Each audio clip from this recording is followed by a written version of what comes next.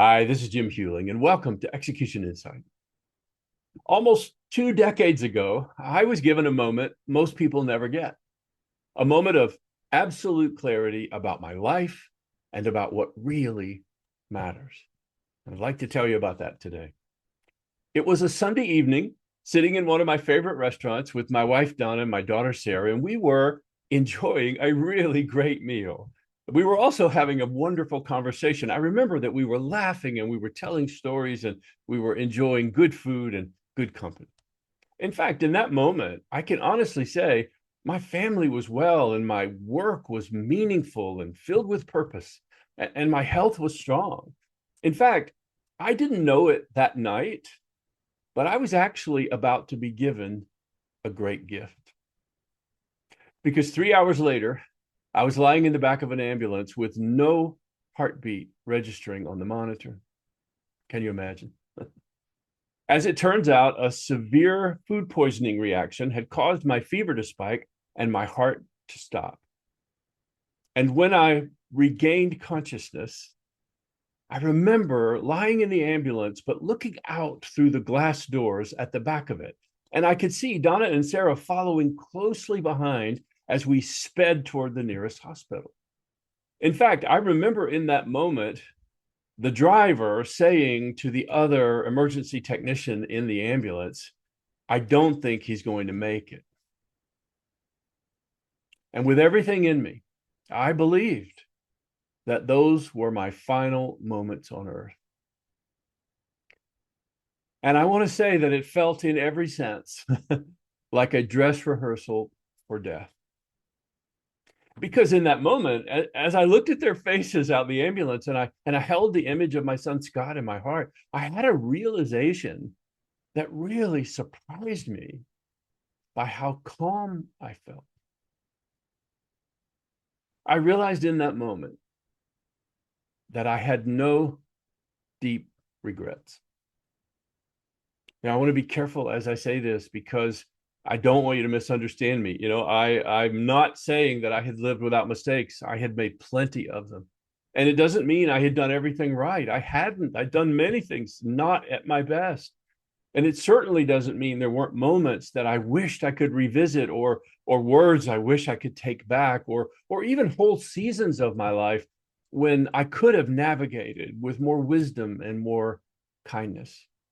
There were plenty of those. What I'm trying to say is something much deeper and for me, much more humbling. I felt in that moment that I had lived aligned with what mattered most.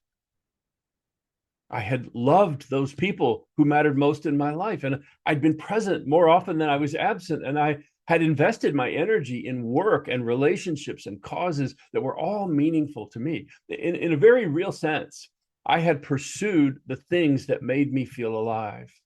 And when I had drifted, and sometimes I did, by some grace, I had always been able to find my way back. So I lay there and I thought, if this moment in this ambulance is truly my last, I'm going to leave this world grateful for every moment of the life I've been allowed to live. Now, obviously, since we're here today, I survived through the help and wonderful care of a lot of people. I was able to recover from that night and went on to have a great life. But the message I have for today is to say that night was really a gift. Not because it made it clear that I wasn't finished, I was grateful for that, but because it let me see clearly and without any illusion the difference between the things that truly mattered and the things that truly didn't.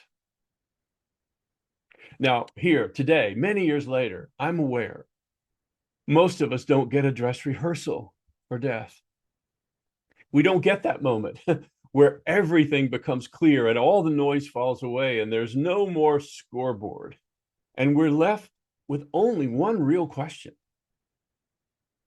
Did I live a life that mattered?